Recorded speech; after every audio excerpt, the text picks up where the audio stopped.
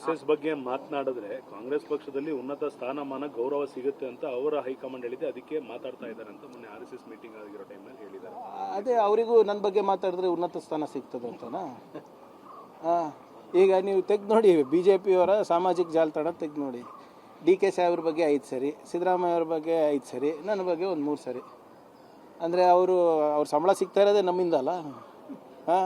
ನನ್ನ ಹೆಸರು ಹೇಳಿಲ್ಲ ಅಂದರೆ ಬಹುಶಃ ಅವರೆಲ್ಲ ನಿರುದ್ಯೋಗ ಆಗ್ತಾಯಿದ್ರೆ ಏನೋ. ನಾವು BJP IT ಸೆಲ್ದವರು ಎಲ್ಲ. ನಾನು ಫ್ಯಾಕ್ಟ್ಸ್ ಮಾತಾಡ್ತಾ ಇದ್ದೀನಲ್ಲಪ್ಪ. ಈಗ ನಾನು ಕೇಳಿರೋ ಪ್ರಶ್ನೆ ಅದು ಯಾವುದಾದ್ರೂ ಅನ್ಕಾನ್ಸ್ಟಿಟ್ಯೂಷನಲ್ ಇದೆಯಾ? ಇಲ್ಲಾಜಿಕಲ್ ಇದೆಯಾ? ಬಿಟ್ಬಿಡಿ, ಅನ್ಕಾನ್ಸ್ಟಿಟ್ಯೂಷನಲ್ ಬಿಟ್ಬಿಡಿ. ಇಲ್ಲಾಜಿಕಲ್ ಇದೆಯಾ? ಅದಕ್ಕೆ ಅವರಿದೆ. ಈಗ ಏನು ಮಾಡೋದು? ವಿಶೇಷ ಪ್ರೀತಿ ಇದೆ, ಇದು ಅಷ್ಟೇ ಅಲ್ಲ. ನೀವು ಮುಂದೆ ನೋಡಿ, ನಿಮ್ಮ ಪಾಪ ಅಮಿತ್ ಶಾ ಅವರೆಲ್ಲ ನಮ್ಮ ಬಗ್ಗೆ ದಾಖಲೆಗಳು ತೊಗೊಂಡಿದ್ದಾರೆ.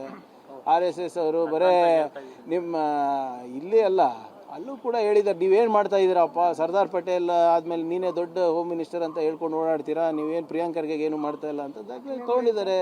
ಈಗ ಇನ್ನು ಕೆಲವು ವಾರದಲ್ಲಿ ಪ್ರಾಸಿಕ್ಯೂಷನಿಗೂ ಕೇಳ್ತಾರೆ. ನೋಡಿ, ಸ್ಟ್ಯಾಂಡರ್ಡ್ ಆಪರೇಟಿಂಗ್ ಪ್ರೊಸೀಜರ್ ಇದು. ಅದು ಇಷ್ಟು ಬೇಗ ಆಗಲ್ಲ, ಆಗುತ್ತೆ, ಬಟ್ ಇಷ್ಟು ಬೇಗ ಆಗಲ್ಲ.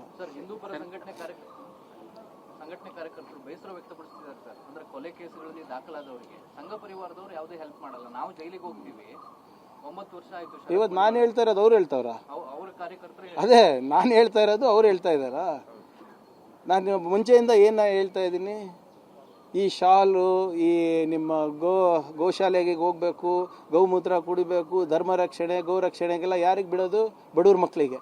ಇವ್ರ ಮಕ್ಳು ಏನು ಮಾಡ್ತಾ ಇದ್ದಾರೆ ತೋರಿಸ್ಬಿಡಿ. ಒಂದು BJP ಲೀಡರ್ ಮಗ ಇವತ್ತು RSS ಫುಲ್ ಟೈಮ್ ಪ್ರಚಾರಕ್ಕೆ ಯಾರನ್ನ ಇದ್ದಾರ ತೋರಿಸ್ಬಿಡಿ ನನಗೆ.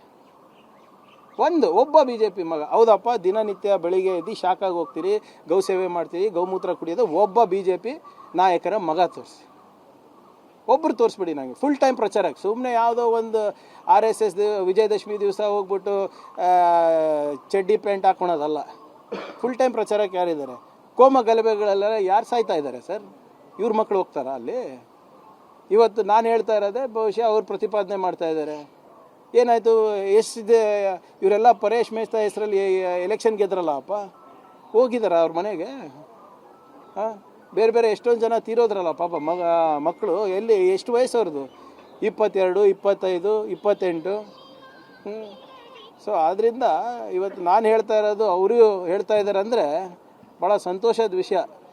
ಈಗನ ಜಾಗೃತರಾಗಿ ದಯವಿಟ್ಟು ಒಂದು ಉದ್ಯೋಗ ಹುಡುಕಿ, ತಮ್ಮ ಕುಟುಂಬದವರಿಗೆ ಒಂದು ನೆರವಾಗಿ.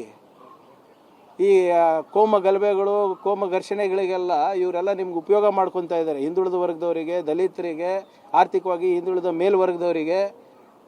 ದಯವಿಟ್ಟು ಅದನ್ನು ಬಿಡಿ. ಇವರೆಲ್ಲ ಹೇಳ್ತಾ ಇದ್ದಾರಲ್ಲ RSS ಅವರು, ಇವರೆಲ್ಲರೂ ಒಂದು ಸರಿ ರೈತರ ಪರವಾಗಿ ಪ್ರತಿಭಟನೆ ಮಾಡಿದ್ದು ನೋಡಿದ್ದೀರಾ? ಒಂದು ಸರಿ ನಿರುದ್ಯೋಗ ಬಗ್ಗೆ ಮಾತನಾಡೋದು ನೋಡಿದ್ದೀರಾ? ಬೆಲೆ ಏರಿಕೆ ಬಗ್ಗೆ ಮಾತನಾಡೋದು ನೋಡಿದ್ದೀರಾ? ಬರೀ ಇಂಥದಕ್ಕೆ ಮಾತ್ರ ಪ್ರಚೋದನೆ ಕೊಡೋದು. ನಾನು ತಮ್ಮ ಮುಖಾಂತರ ಎಲ್ಲ ನಮ್ಮ ಯುವ ಸ್ನೇಹಿತರಿಗೆ ಹೇಳಲಿಕ್ಕೆ ಬಯಸ್ತಾ ಇದ್ದೀನಿ, ದಯವಿಟ್ಟು ಆ ತಂಟೆಗೆ ಹೋಗಬೇಡಿ. ಯಾರು BJP ನಾಯಕರ ಮಕ್ಕಳು ಅದರಲ್ಲಿಲ್ಲ, ಸಂಘ ಪರಿವಾರದ ಮಕ್ಕಳು ಅದರಲ್ಲಿಲ್ಲ.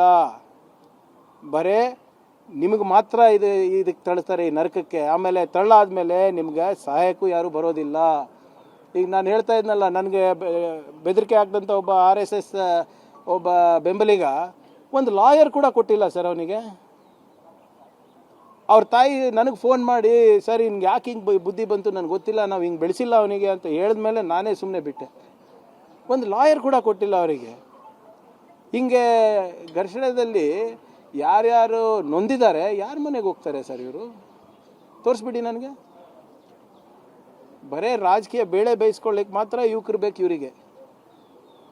ಅದೇನೋ ಇವ್ರು ಹೇಳ್ತಾ ಇದ್ರು, ಮಹೇಂದ್ರ ಕುಮಾರ್ ಅಂತ ಇದ್ರಲ್ಲ RSS, ಇವ್ರಿಗೇನಂತ ಇದ್ರು? ರಕ್ತ ಪಿಪಾಸಕರು. That is what they are. ಅದನ್ನು ನಾವು ಎಷ್ಟು ಬೇಗ ಅದನ್ನು ತಿಳ್ಕೊತೀವಿ ಅಷ್ಟೇ ಒಳ್ಳೇದು ನಮ್ಮ ಸಮಾಜಗಳಿಗೆ.